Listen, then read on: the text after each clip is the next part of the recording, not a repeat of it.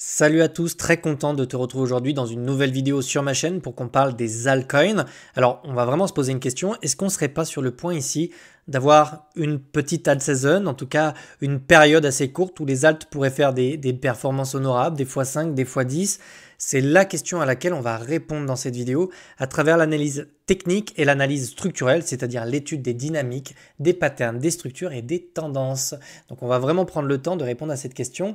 Je ne peux pas faire l'analyse technique de tous les tokens, Sol, XRP, Dodge, Ethereum. C'est pour ça qu'ici j'ai mis la charte du Total 3 qui va rassembler en fait la plupart des capitalisations. Et donc dis-toi que globalement cette charte elle représente la globalité des altcoins. Si cette charte prend de la valeur et qu'elle monte, tu as grande chance sur tes altcoins de prendre de la valeur. Si elle baisse, ça veut dire que le marché des altcoins est plutôt en train de baisser. Donc dis-toi que cette analyse technique, tu peux t'en servir pour 99,9% des altcoins que tu connais ou que tu possèdes, d'accord?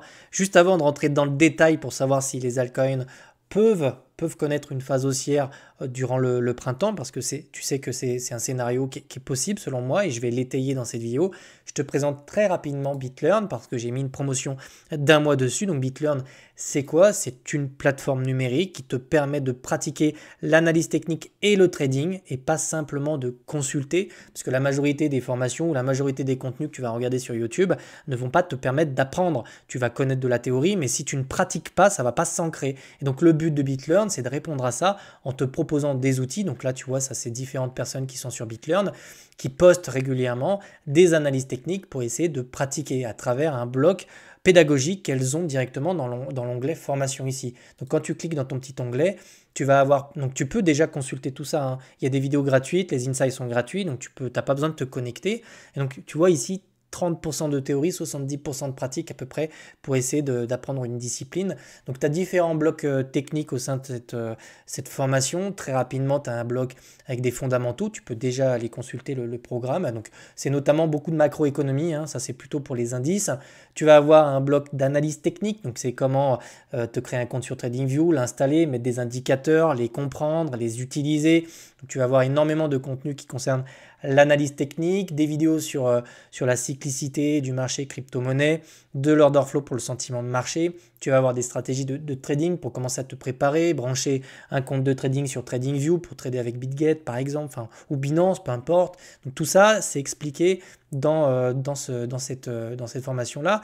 Tu as également accès à un Discord à vie, c'est pas un abonnement, hein, c'est un paiement unique, et tu peux également avoir accès au site de développement. Donc le site de développement, il te permet d'avoir accès aux journaux de trading, d'accord? Donc les journaux de trading, tu vois, il y en a plusieurs. Tu peux cliquer sur un journal de trading, tu peux aller voir les trades. Donc tu peux consulter les miens, tu peux cliquer sur mes trades, tu peux aller voir les positions que j'ai prises, pourquoi je les ai prises. Tu as le flux d'activité, donc c'est comme c'est un réseau social en fait, hein. Tu peux aller liker les trades des autres. Il y a Oncle qui a tradé aujourd'hui, tu peux aller voir son trade, tu peux aller voir les trades qu'il a pris. Des fois, tu vois, il commente en bas, là, il n'a rien mis, mais souvent, tu peux commenter, tu peux mettre des notes sur tes trades. On peut descendre, tu vois. Bon, là, c'est une grosse session, il a passé beaucoup d'ordres, mais tu vas voir Zetzer, par exemple, tu peux regarder, tu vois, lui, il a mis des petites choses. Donc, tu peux vraiment, comme ça, regarder tous les trades des autres, y compris les miens, te former, pratiquer, et ça, c'est des outils qui te permettent vraiment de progresser. On va passer tout de suite sur le Total 3, et l'idée ici, c'est d'essayer d'en tirer une tendance et de comprendre ce qui se passe sur le marché des altcoins. Alors là, déjà, première chose, on va faire de l'analyse technique et on va commencer à tracer la trendline qui me paraît évidente, donc c'est celle-ci. Alors, comme d'habitude, ici tu vois, on a vraiment les deux courbes qui se recroisent. Très souvent, ça veut dire qu'on a un équilibre entre l'offre et la demande. La courbe rouge que tu vois là, c'est plutôt du court terme. La courbe jaune, c'est plutôt du long terme. Donc en règle générale, ici, quand on a un mouvement un petit peu comme ça d'excès haussier ou baissier, la courbe rouge va s'éloigner en fait, tu vois, de la courbe jaune. Ça veut dire qu'on a de la volatilité et qu'on a de l'excès, d'accord? Une fois qu'on trouve un sommet, une résistance, on va automatiquement avoir des vendeurs puisqu'ils vont commencer à TP et la courbe rouge va se rapprocher d'un niveau d'équilibre. Ce que j'appelle un niveau d'équilibre, c'est quand les deux courbes commencent à s'entrelacer comme ça et que on va dire que la demande reprend le pas sur l'offre et là on commence à latéraliser et on commence à imprimer des structures de retournement. Donc des structures de retournement, c'est des creux qui commencent à être ascendants avec des résistances qui sont ascendantes et ici on voit vraiment la dynamique qui se retourne jusqu'à l'extraction. Alors que là on était vraiment sur quelque chose chose de baissier, d'accord? Donc c'est vraiment ça qu'on va observer, c'est les trends, les structures pour essayer d'observer une tendance et se dire tiens ici, ok, on a un go, il y a de grandes chances qu'ici ce marché reparte chercher des nouveaux sommets.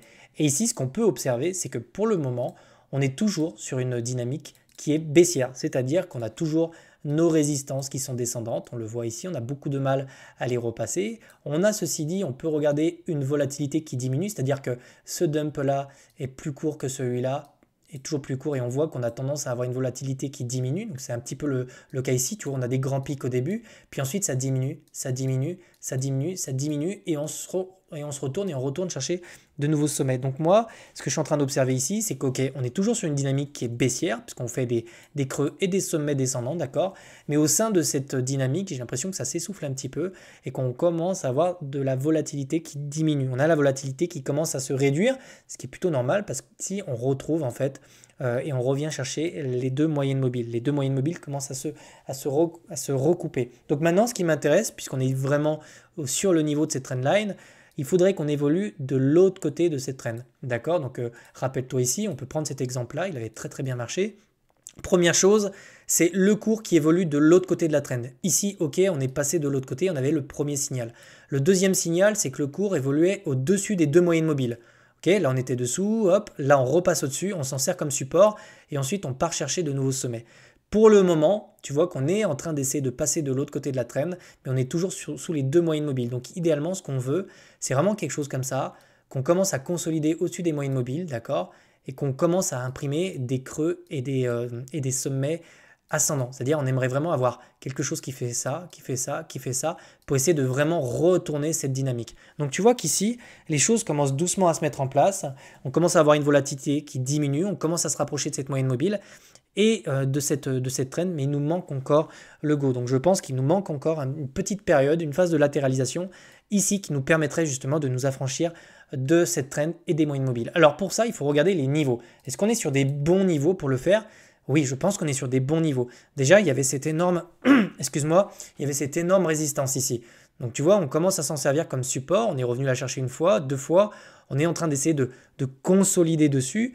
Deuxième chose, on va se servir de la zone Fibonacci des 61,8. Et là, tu vois, là, pareil, on est également dans la zone des 61,8 de Fibonacci.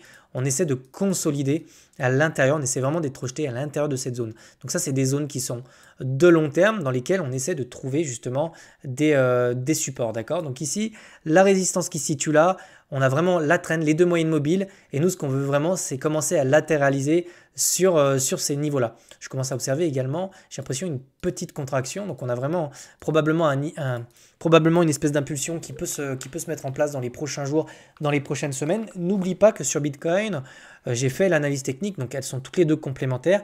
Si on a les go sur Bitcoin, il y a de grandes chances qu'on obtient également un go ici sur les altcoins.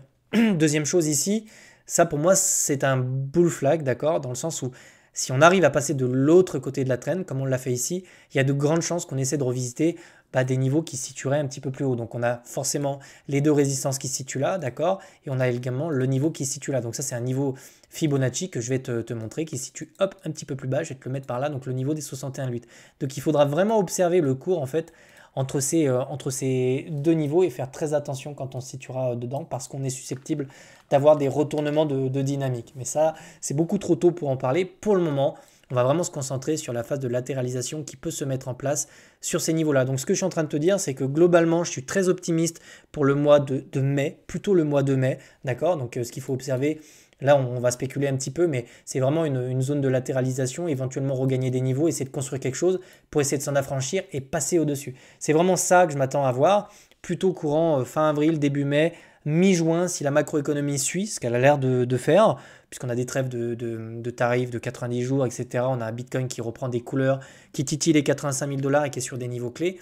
Donc globalement, j'ai envie de te dire, sois patient. Je pense qu'on est vraiment sur des niveaux de retournement et d'inflexion. Si on doit le faire ici, c'est ici qu'on doit le faire, d'accord? Le scénario qui invaliderait ça, c'est une cassure sur Bitcoin et c'est se servir des moyennes mobiles qui sont ici comme résistance, tu vois, pour aller plonger et descendre beaucoup plus bas. Et ça, ce serait le scénario plutôt négatif, d'accord? Mais pour ça, on doit vraiment voir un BTC qui casse des structures et on doit vraiment avoir une macroéconomie qui saigne. Pour le moment, j'ai plutôt l'impression qu'on a une macroéconomie qui tend à devenir un petit peu plus positive durant les 2 prochains mois. Donc on a une fenêtre de tir, je pense, peut-être d'un mois, un mois et demi, pour avoir une espèce de petit rallye sur les alts. En tout cas, c'est ma conviction. Ici, c'est absolument pas sur ces niveaux que je vais commencer à devenir bearish pour moi, parce qu'on est sur des gros niveaux clés. On est vraiment tout proche de retourner cette trend. Alors non, c'est pas demain, d'accord, mais sois un petit peu patient. La fenêtre de tir, je pense qu'elle se rapproche. Et globalement, elle pourrait être courant mois de mai. C'est souvent un bon mois d'ailleurs. Là, c'est pareil, on le voit sur ce graphique. On a vraiment, donc ça c'est l'index, ce qu'on appelle le Bitcoin Index ou l'Altcoin Index. Ça nous permet de savoir si Bitcoin superforme ou si les alts superforment.